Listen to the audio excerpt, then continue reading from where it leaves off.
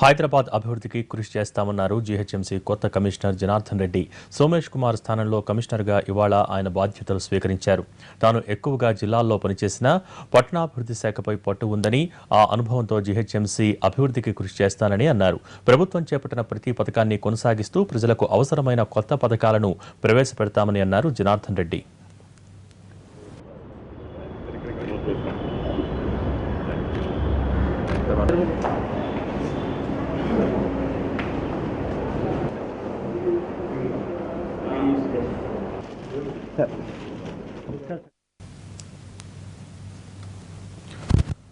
హైదరాబాద్ అభివృద్ధికి కృషి చేస్తామన్నారు జీహెచ్ఎంసీ కొత్త కమిషనర్ జనార్దన్ రెడ్డి. ప్రభుత్వం చేపట్టిన ప్రతి పథకాన్ని కొనసాగిస్తూ ప్రజలకు అవసరమైన కొత్త పథకాలను ప్రవేశపెడతామంటున్న జనార్దన్ రెడ్డితో మా ప్రతినిధి దినకర్ ఫేస్ టు ఫేస్.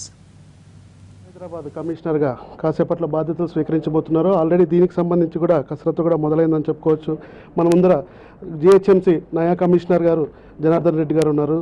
ఆయన అడుగుదాం ఎలా ఉండబోతుంది రానున్న రోజుల్లో జీహెచ్ఎంసీ కొత్త సవాళ్ళు ఎదురుగాబోతున్నాయి మీకు జీహెచ్ఎంసీ కమిషనర్గా రావడం పట్ల మీ ఫీలింగ్ ఏంటి? పురపాలన చేయటం అనేది నాకు కొత్త కాదు.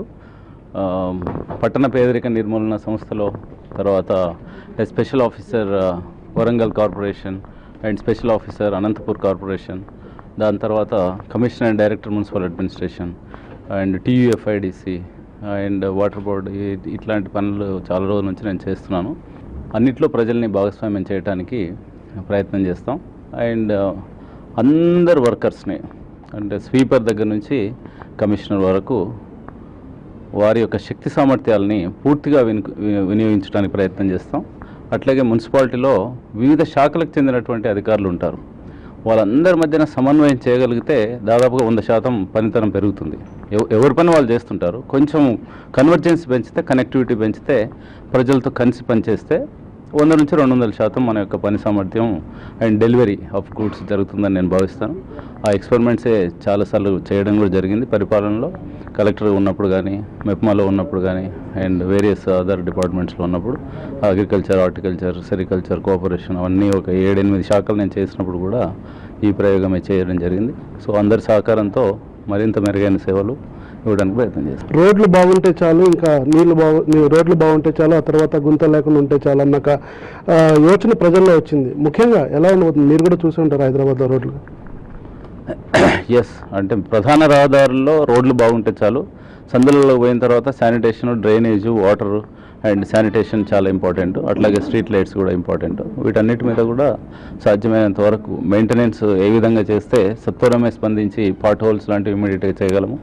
అట్లాగే అసలు రోడ్ లేని దగ్గర, రోడ్డు పాడైన దగ్గర ఏ విధంగా చేస్తామనేది, ఎలాగో మనకు బడ్జెటరీ ప్రొవిజన్ కూడా ఉంది. స్ట్రాటజిక్ రోడ్ డెవలప్మెంట్ ఒకటి, తర్వాత మెయింటెనెన్స్ ఒకటి, నార్మల్ రోడ్స్ ఎక్కడైతే లేవో వాటి వేయడానికి, వాటి కొంచెం జనరల్గా ఇచ్చినటువంటి వర్క్స్ స్పీడ్గా అయ్యేటట్టు చేస్తాం.